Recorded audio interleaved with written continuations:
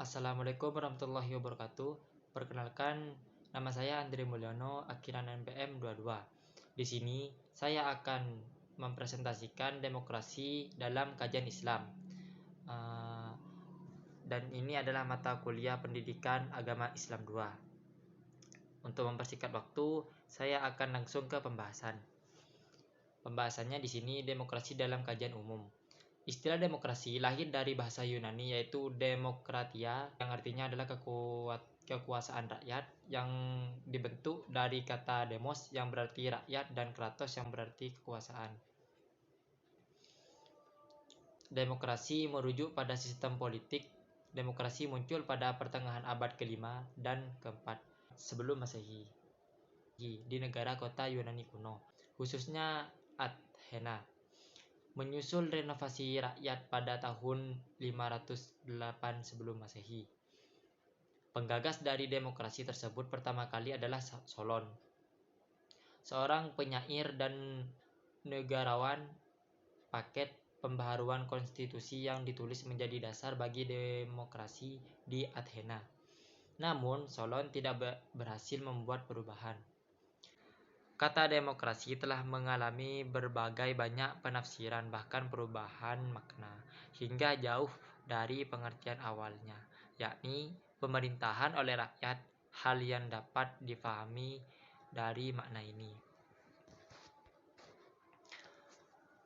Demokrasi menurut para ahli yakni sebagai berikut. Aristoteles dalam bukunya yang berjudul Politik menyebut demokrasi sebagai politeia atau republik politeia, dipandang sebagai bentuk negara yang paling baik dalam politik. Adapun yang bermaksud dengan politeia adalah demokrasi moderat, yaitu demokrasi dengan undang-undang dasar atau demokrasi konstitusional. Menurut Rahman Yassin, yang paling populer untuk saat ini adalah apa yang telah dirumuskan oleh Abraham Lincoln. Demokrasi adalah pemerintahan dari rakyat, oleh rakyat, dan untuk rakyat.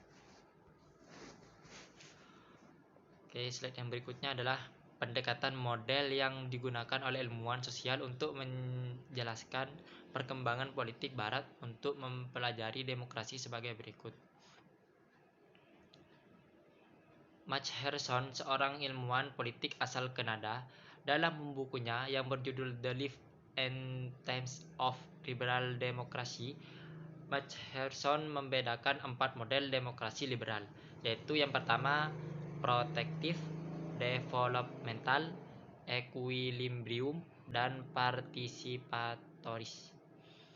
David Held, seorang ilmuwan politik kelahiran Inggris, mengadopsi gagasan Max Harrison dalam membagi model demokrasi. Dalam bukunya yang berjudul Models of Democracy, dia menambahkan 5 model lain dari demokrasi, yakni yang pertama klasik, markis, elitis, pluralis, dan legal. Wayne Gabardi, seorang ilmuwan politik Amerika, menganalisis wacana demokrasi masa kini. Gabardi merupakan 3 model lain yang tidak disebutkan oleh Max Harrison ataupun Held, yaitu demokrasi komunitarian, yang kedua deliberatif, dan yang ketiga agonistik. Demokrasi dalam kajian Islam. Dalam kajian Islam, demokrasi merupakan suatu permasalahan yang selalu kontemporer dan aktual, diperbincangkan meskipun telah dibahas lama, hingga selama belum ada kata sepakat mengenai relasi Islam dan demokrasi di kalangan umat Muslim. Demokrasi merupakan konsep baru dalam wacana politik Islam. Kaum Muslim baru berkenalan dengan demokrasi sejak awal abad lalu, yaitu setelah adanya pembenturan kebudayaan antara Islam dan Barat. Teknologi yang memungkinkan setiap orang mengakses beragam informasi dari segala penjuru dunia dalam waktu yang relatif singkat. Terjadi perbedaan tanggapan di antara pemikir Islam tentang keberadaan demokrasi dalam dunia Islam, hingga dapat dikelompokkan menjadi 3 kelompok, yakni yang pertama kelompok menolak demokrasi. Dengan alasan demokrasi hanya sebuah alat barat semata. Manusia tidak berhak mengatur hukum, yang berhak hanyalah Allah Subhanahu wa taala. Tokoh atau ulama yang masuk dalam kategori ini adalah Syekh Fadlallah Nuri dan Muhammad Hussein Tabai dan Iran. Sayyid Qutb dari 1906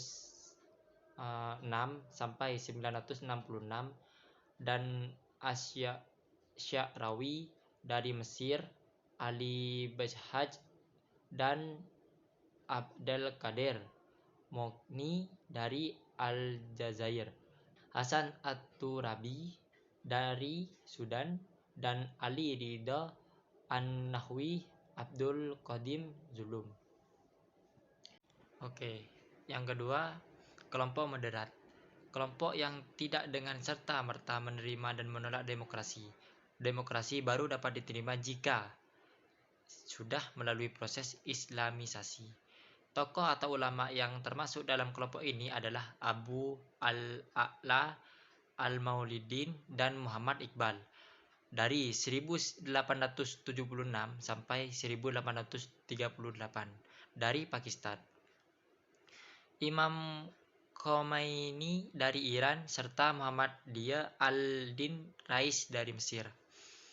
Dan yang ketiga, kelompok pro-demokrasi, yaitu kelompok yang menerima demokrasi secara utuh, karena demokrasi memiliki hubungan simbiosis mutualisme. Oleh karena itu, demokrasi dan Islam tidak dapat dipisahkan. Tokoh-tokoh kelompok ini adalah Muhammad Abduh dari 1845 sampai 1905,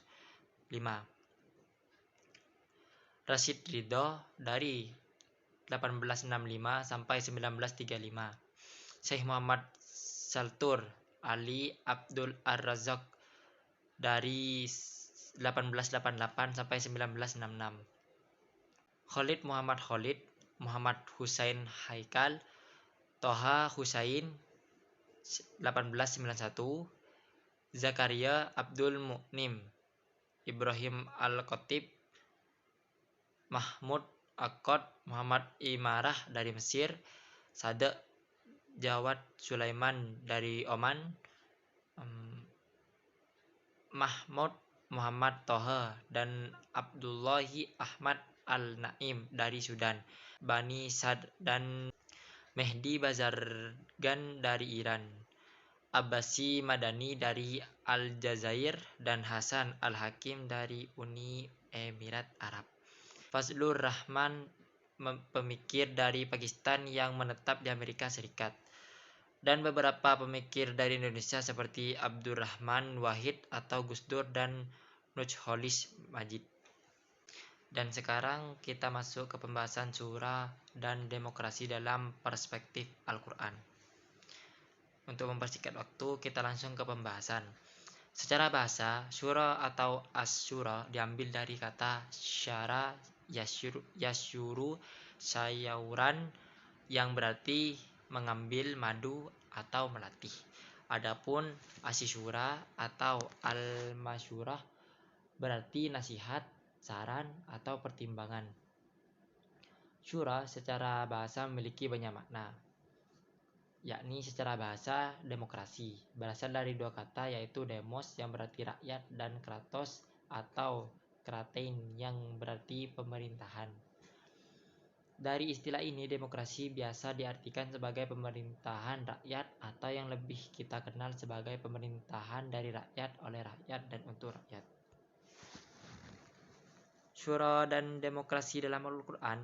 Menurut Muhammad Mu'ad Abdul Al-Baqi, dalam Al-Quran ada 3 ayat yang berbicara tentang syura atau musyawarah, yaitu surah Al-Baqarah nomor 2 ayat 233, surah Al-Imran nomor 3 ayat 159, surah Asy-Syura nomor 42 ayat 38. Itulah beberapa petikan ayat Al-Quran yang menjadi landasan syura dan demokrasi. Memang secara tersurat tidak tergambar sedikit pun sistem demokrasi dari ayat-ayat Al-Quran di atas.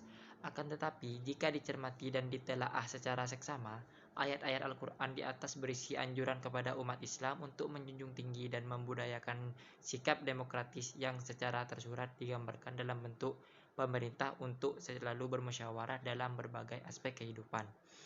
Inilah pesan inti yang menjadi ideal moral dari ayat-ayat Al-Quran tentang demokrasi di atas. Oke, yang selanjutnya, perjalanan panjang syura dan demokrasi di dunia Islam. Di dalam tradisi Arab pra-Islam, praktik syura dan demokrasi merupakan tradisi dan kebiasaan yang turun-temurun. Setelah praktik demokrasi yang dilakukan oleh orang-orang Arab pra-Islam, Nabi Muhammad SAW mulai mempraktikkan tradisi demokrasi. Rasulullah SAW sering melakukan konsultasi atau musyawarah dengan sahabat-sahabat senior, terutama dalam menyelesaikan persoalan-persoalan keagamaan. Setelah Nabi Muhammad SAW wafat, praktik demokrasi di dunia Islam tidak berhenti dan terus dipertahankan.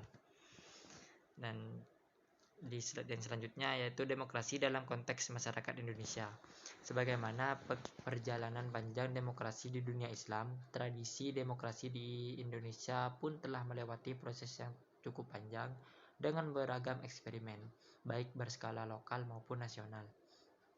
Tradisi demokrasi di Indonesia saat ini mengalami dua sandungan. Pertama, tradisi demokrasi yang bercokol masih pada tataran demokrasi prosedural dan bentuk melangkah ke tataran demokrasi substansial. Kedua, tantangan yang muncul dari kelompok Islam yang ingin mendirikan khalifah Islamiyah di mana mereka akan menjadikan Al-Quran dan hadis sebagai landasan kehidupan berbangsa dan bernegara. Mungkin itu saja yang dapat saya sampaikan. Kurang lebihnya saya mohon maaf. Wassalamualaikum warahmatullahi wabarakatuh.